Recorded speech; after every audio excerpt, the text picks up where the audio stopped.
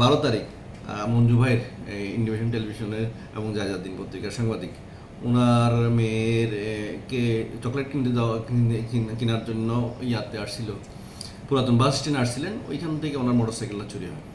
তো মোটরসাইকেল চুরির পর উনি আমার কাছে একটা অভিযোগ দেন। সেই অভিযোগের ভিত্তিতে আমার অফিসার ফখরুলকে আমি নিয়োজিত করি এবং তাৎক্ষণিক আমি মনিটরিং করতে থাকি। এই অদ্য দুপুরের দিকে সংবাদ পাই যে মোটরসাইকেলের সংবাদ পাই। তো আমি তাকে তৎপর হইতে বলি। এই সংবাদের ভিত্তিতে মোটরসাইকেল ওই মঞ্জু ভাইয়ের মোটরসাইকেল উদ্ধার, তার সাথে সাথে পাশাপাশি আরেকজন আছে জয় দেবনাথ, তার মোটরসাইকেলও প্রায় 1-1.5 মাস আগে চুরি হয়েছিল। এই ঘটনায় আমি আমরা আমাদের সুদারাম পুলিশ টিম দুজনকে আটক করতে সক্ষম হই। তার মধ্যে একজনের নাম ফয়সাল, একজন হলো জাহাঙ্গীর আলম, এই দুইজন আছে। আরেকজন নেপথ্যে আছে, তাকে ধরার জন্য আমরা চেষ্টা আছি, তৎপর আছি।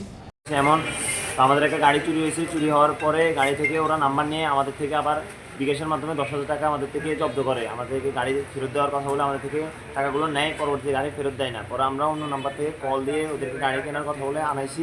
আনার পরে ওদের কাছে আমরা আমাদের গাড়ি পাই নাই, তবে সাংবাদিক সাহেবের এই গাড়িটা পাইছিলাম। আমরা গাড়িটা পেয়ে গাড়িটা সেলসিস নাম্বার থেকে শোরুমে ইনফর্ম করছিলাম। তো ওনারা বলে যে এটা সাংবাদিক আঙ্কেলের নাম্বার, গাড়ি ওনার নাম্বারটা দিয়েছিল। দেওয়ার পরে সাংবাদিক আঙ্কেল সুদারাম থানা পুলিশের সহযোগিতা নিয়ে গাড়িটা উদ্ধার করে, আমাদের সহযোগিতা করে। আমরা আমাদের গাড়িটা পরবর্তীতে উদ্ধার করি।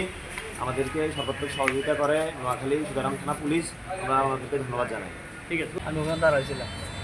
পরে স্যারের গাড়িটা যখন নিয়ে যেতেছে সাংবাদিক স্যারের, তখন আমি ওনার সাথে কথা বললাম যে স্যার এখানে ক্যামেরা আছে, ক্যামেরা চেক করে থাকেন।